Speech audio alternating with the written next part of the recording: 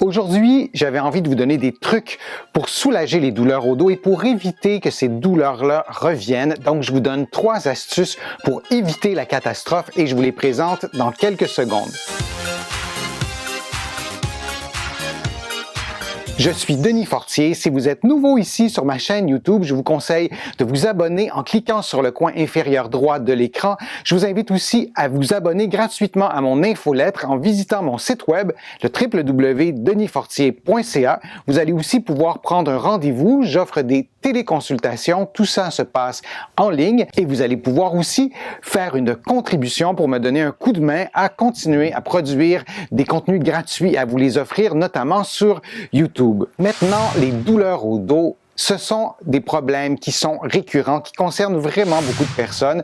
Les douleurs sont parfois ressenties au bas du dos, parfois sous forme de sciatique, avec des douleurs qui peuvent irradier jusqu'à la fesse, jusqu'à la cuisse, parfois jusqu'au pied. Et ce qu'on veut éviter, c'est la catastrophe. On veut éviter que ces douleurs-là reviennent tout d'un coup ou que ces douleurs-là s'amplifient. Et je vous donne vraiment 3 astuces très simples pour pouvoir éviter la catastrophe. Le premier truc que je vous donne, c'est de contracter le muscle transverse avant de faire un effort, avant de, par exemple, soulever un objet qui serait relativement lourd. Et si vous avez déjà une douleur, vous pouvez aussi contracter le transverse avant de faire certaines activités qui sont à risque et toutes les activités qui vous demandent d'être penché et encore plus si vous avez à tourner votre colonne vertébrale, de contracter le transverse, ça pourra donner de la stabilité au bas de votre dos. Maintenant, comment on contracte le transverse? Je vous montre une façon de faire. Vous allez placer vos mains au niveau de la taille et vous allez rentrer votre nombril tout simplement et vous allez en même temps parler, vous allez, si vous voulez compter de 0 à 10, vous allez vous assurer de parler en même temps pour pouvoir contracter le muscle transverse sans bloquer votre respiration. Si vous avez de la difficulté à parler, si vous avez de la difficulté à émettre un son, c'est probablement parce que vous contractez tous les muscles de cette région-là, incluant peut-être même les abdominaux qui sont beaucoup plus superficiels et ce n'est pas la bonne façon de faire. On veut être capable de contracter le transverse librement pour ne pas bloquer notamment le mouvement. Si vous contractez le transverse et ça vous empêche de bouger, c'est contre-productif, ça ne vous aidera probablement pas à prévenir ou à soulager une douleur au bas du dos. Une autre façon de faire aussi, c'est de toujours placer les mains au niveau de la taille, de rentrer le nombril, donc en contractant le transverse et de tourner votre dos, de tourner vos épaules, de faire des mouvements pour vérifier si cette contraction-là du transverse tient toujours. Si vous arrivez à maintenir la contraction en bougeant, ce sera une bonne façon aussi de vous préparer à soutenir cette contraction-là lorsque vous ferez le mouvement en question, lorsque vous soulèverez un objet.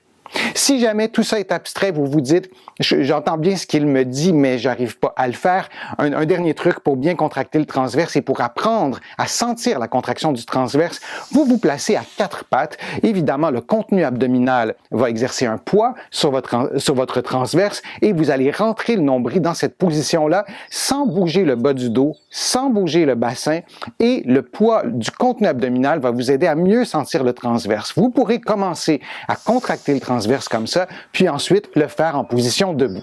Je vous donne une deuxième astuce maintenant. Lorsque vous bougez, lorsque vous faites des efforts, lorsque vous soulevez un objet, que ce soit dans un contexte extérieur comme en ce moment, si vous travaillez sur votre terrain, si vous faites du jardinage ou si vous faites des travaux ménagers à l'intérieur ou peu importe le mouvement, assurez-vous que vos pieds, votre bassin et votre tronc et vos épaules tournent en même temps. Plus vous allez dissocier ces différentes rotations-là, plus vous allez faire une rotation au niveau de la colonne vertébrale et si on ajoute à ça un mouvement de flexion, ça risque d'augmenter la douleur, ça risque de reproduire la douleur. Je ne vous dis pas qu'il ne faut jamais faire des mouvements de rotation, mais là aujourd'hui, je vous donne des astuces pour prévenir une augmentation de douleur, pour vous aider à vous soulager et aussi pour éviter que dans un contexte où tout va bien, que la douleur revienne brusquement, brutalement et que vous soyez aux prises avec une douleur vraiment très forte. Donc, évitez des mouvements de torsion. Si je le fais simplement, si je tourne comme ça, bien, mes pieds n'ont pas tourné et il se trouve à y avoir un mouvement de rotation avec ma colonne vertébrale. Et il y a différentes combinaisons. Si je fais ça comme ça, c'est la même chose. J'ai fait une rotation au niveau du bassin. Si je plie mes genoux comme ça et je fais une rotation, là encore, je n'ai pas tourné mes pieds et c'est important de tourner les pieds en même temps lorsque vous faites des travaux. Et si vous vous penchez un petit peu, bien, vous essayez que vos pieds soient dans l'axe de votre colonne vertébrale. Encore une fois, l'idée, ce n'est pas de vous dire de ne plus jamais faire de mouvement de rotation, mais dans un contexte de douleur, de fragilité de douleur ou d'un effort relativement costaud, si vous avez à soulever quelque chose de lourd, vos pieds, vos épaules, vos pieds, votre bassin et vos épaules dans le même plan pour éviter une torsion. Et c'est ce qui se passe avec la colonne vertébrale. Lorsque vous êtes dans cette position-là et que vous tournez vos épaules et que vous ne bougez pas votre bassin, on a une rotation qui peut se faire à différents endroits au niveau de la colonne vertébrale. Avec mon squelette que je vous montre, il n'y a pas de cage thoracique. La présence des côtes fait en sorte que la région dorsale bouge beaucoup moins et la rotation va souvent se faire ici au niveau de la région lombaire et les problèmes de dos, les problèmes de bas du dos, c'est souvent très localisé au niveau de L4, L5, l'avant-dernière vertèbre lombaire ou L5, S1, la dernière vertèbre lombaire qui s'articule avec le sacrum, avec le bassin et de tourner les pieds en même temps que la colonne. Ce que ça fait, c'est que ça évite complètement la rotation, la torsion et en général, lorsqu'on fait des travaux, lorsqu'on bouge, on ne fait pas seulement qu'une rotation, mais on fait aussi une flexion. Donc, il y a un deuxième stress qui va s'ajouter sur votre colonne vertébrale et le fait de tourner les pieds, ça élimine un des stress et ça protège votre dos. Je pense que c'est une des meilleures astuces pour protéger le bas de votre dos et éviter la catastrophe. Je pense que c'est une des meilleures astuces pour éviter les douleurs au dos et éviter cette catastrophe de douleur aiguë invalidante.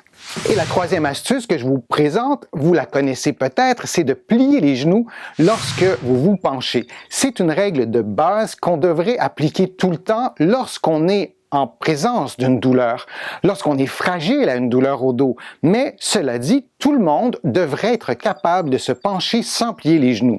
Mais dans un contexte de douleur, de fragilité, c'est prudent de se plier les genoux systématiquement. Et si vous avez à soulever une charge lourde, un poids, bien le fait de plier vos genoux et de prendre la charge, ça fait en sorte que ce sont vos cuisses qui vont forcer plutôt que les petits muscles du dos qui sont situés de chaque côté. Il y a plusieurs techniques, il y a plusieurs façons de se plier les genoux pour soulever une charge lourde.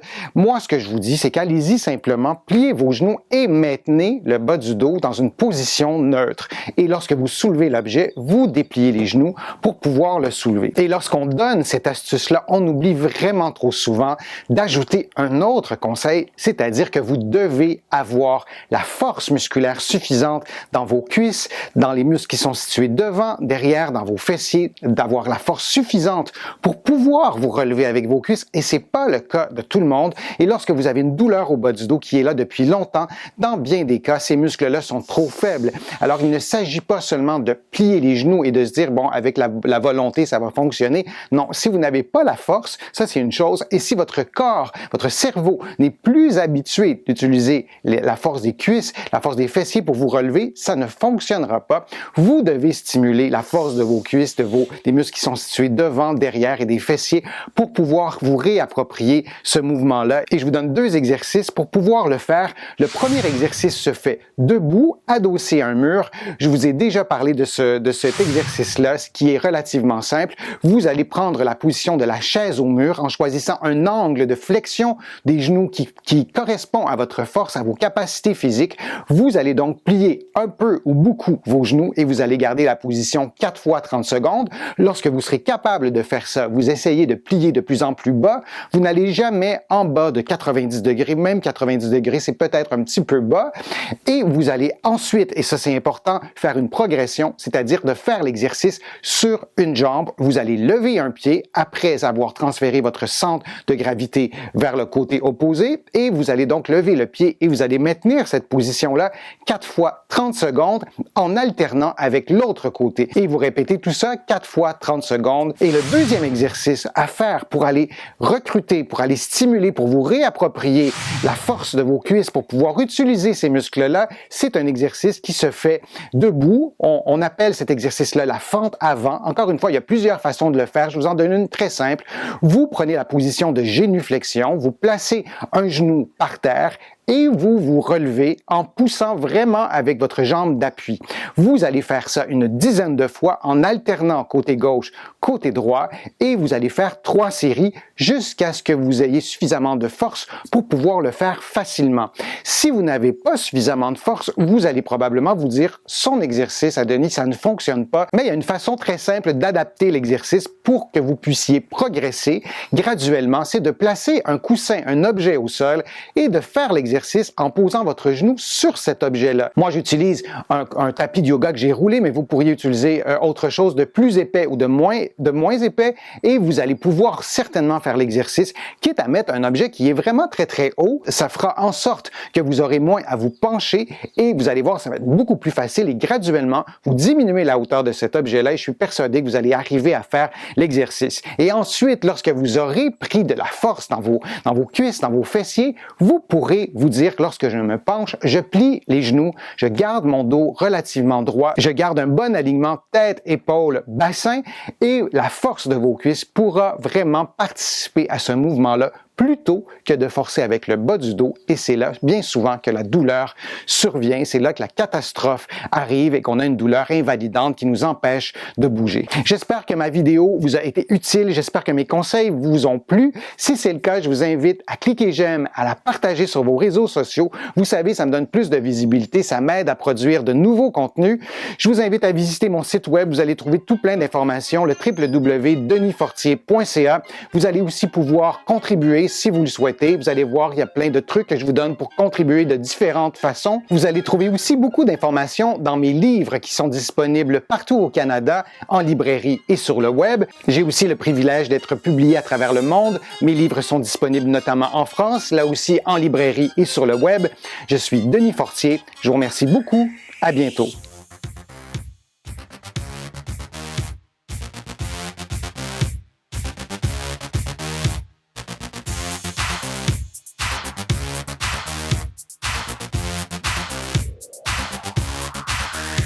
Shh.